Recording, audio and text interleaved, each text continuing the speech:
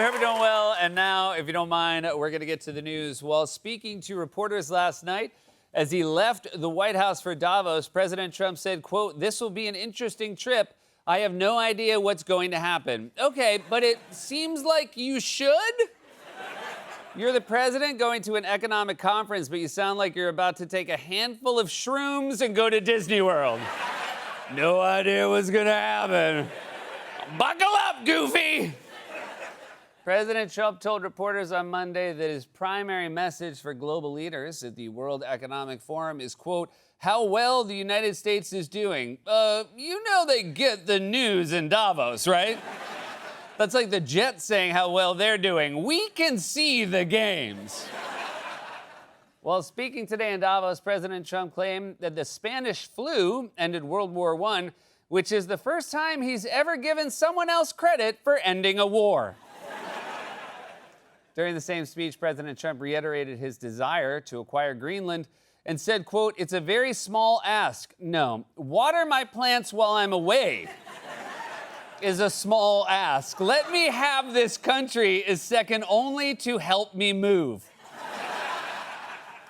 President Trump also repeatedly referred to Greenland as Iceland. Even more troubling, he referred to Iceland as Trumpland.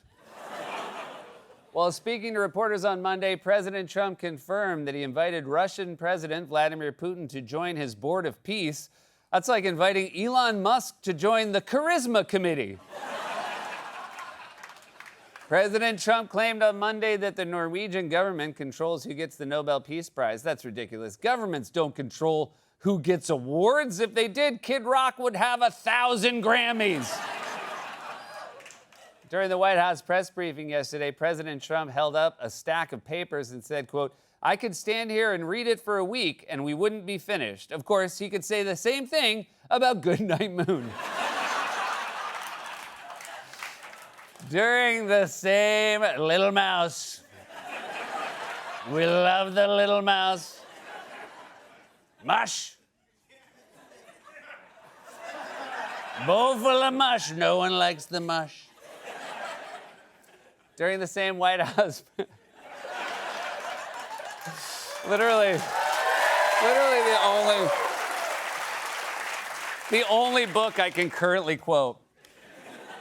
During the same White House press briefing, President Trump said that he signed an executive order to bring back mental institutions and insane asylums, which has to be the clearest case ever of be careful what you wish for.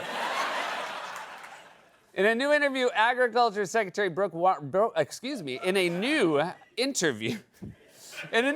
Agriculture Secretary Brooke Rollins said that Americans should be able to eat 3 full square meals and a snack a day for $15.64. Oh, sure. Think of all the extra money you'll save by only living to 55. And finally, authorities in Florida arrested an 81-year-old woman last week after she allegedly tried to hire a hitman. Said the woman, "Here's a quarter now, and you'll get the other quarter when it's done." And that was a monologue, everybody. We're on our way. Got a great show for you tonight. You know her from shows like The Crown and Wolf Hall, as well as films such as All of Us Strangers, First Man, and Women Talking. Currently, she's starring in H is for Hawk, which is in theaters Friday. Claire Foy is back on the show, everybody. And he's a terrific comedian, a wildly popular podcast host whose new series, Free Bert, premieres Thursday on Netflix. Bert Kreischer will be joining the show for the first time. I'm so excited he's here. Before we get to all that, Donald Trump addressed world leaders in Davos and gave a very normal speech in which he repeatedly confused Greenland with Iceland, called windmills losers, said U.S. gives Canada freebies, mocked the president of France for wearing sunglasses, made up a new country called Azerbaijan, and told the crowd in Switzerland, where the majority of people speak German, that without the United States, they would be speaking German, which is what they already speak. For more on this, it's time for Seth stares at the ceiling and hopes the bad news goes away.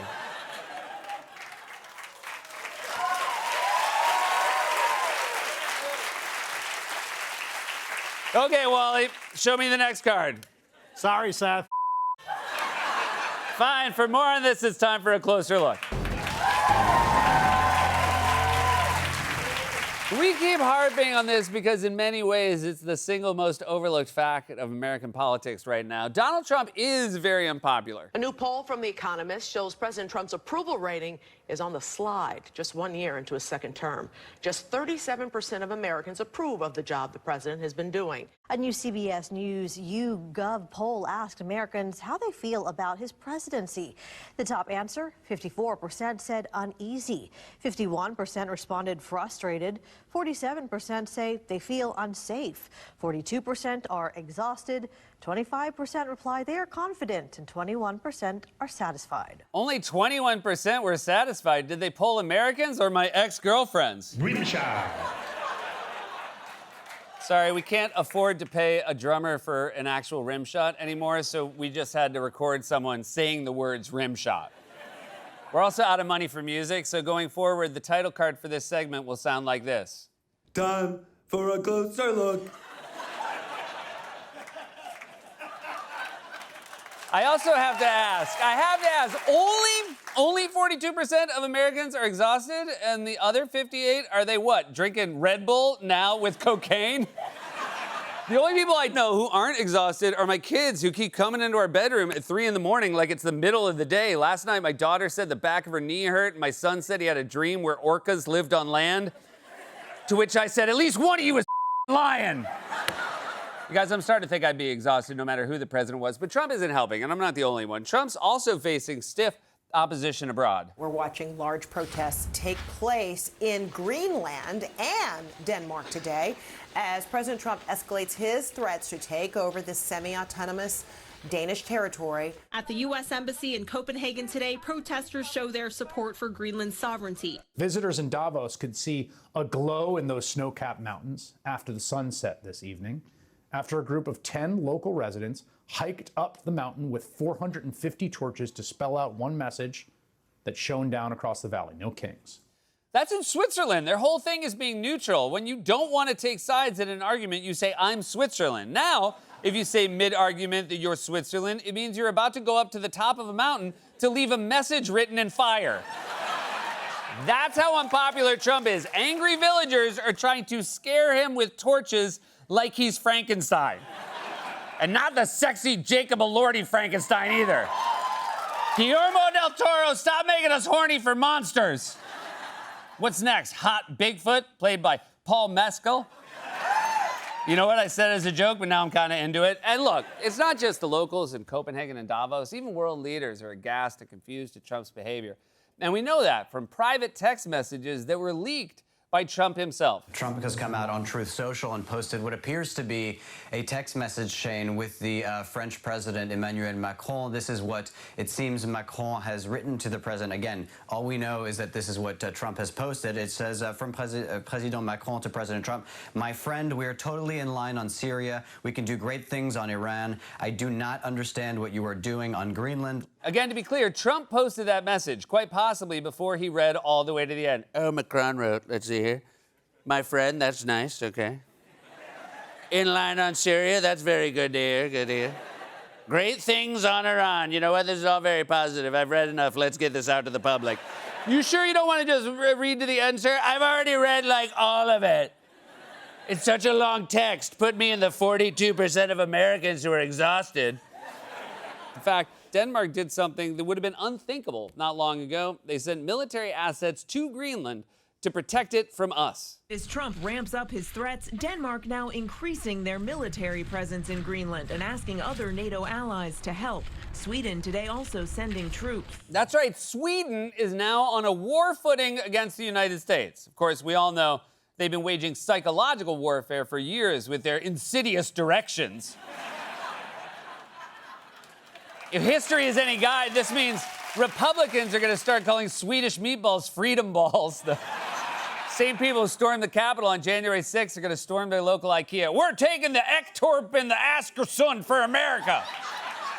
So in his speech to Davos today, Trump responded to the unrest he's caused by claiming both that he wouldn't use force to take Greenland, but also, if he did, he could absolutely wreck Denmark. We probably won't get anything unless I decide to use excessive strength and force where we would be, frankly, unstoppable. But I won't do that. okay? Now everyone's saying, oh, good. That's probably the biggest statement I made, because people thought I would use force. I don't have to use force. I don't want to use force. I won't use force. Okay, but when you say it like that, it sounds like you might still use force.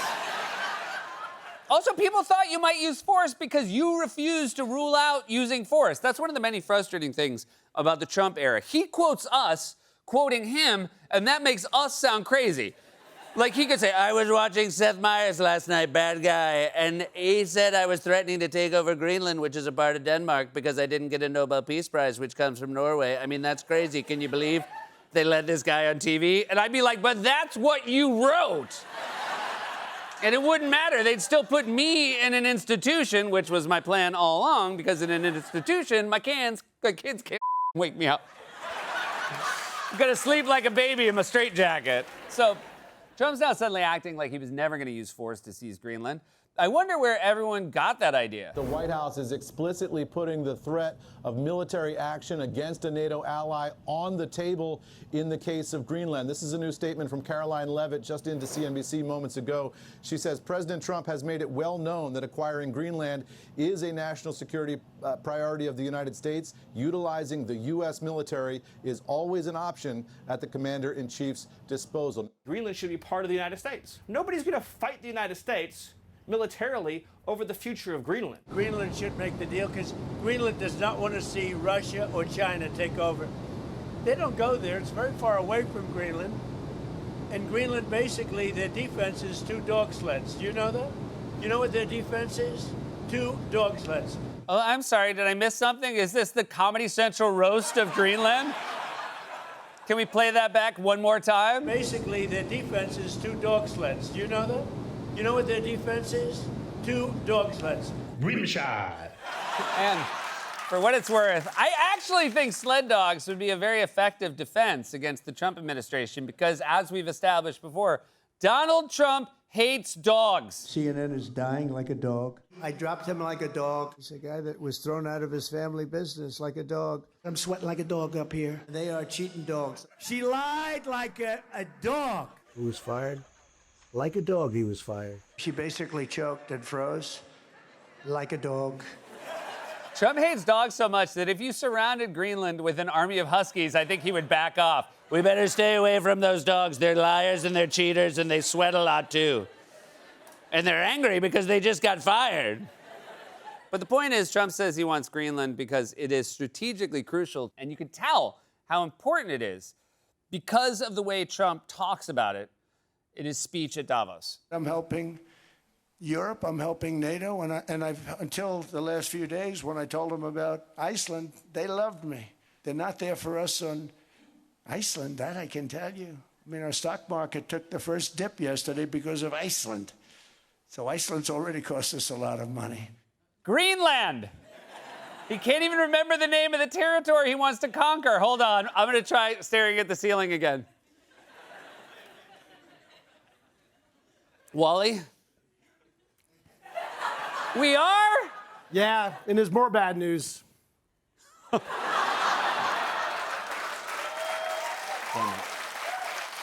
the way, Joe Biden used to mix up the names of countries all the time, and it was a huge story. But he was never threatening to invade any of the countries he was mixing up. I mean, this is so much worse. We have an adult 79-year-old with his finger on the button who could, at any point, order a military invasion of the wrong country. My fellow Americans, tonight I've authorized a military operation against Iceland. We're sending the same guys we used in Minnesota because they're so comfortable with the cold, like this guy.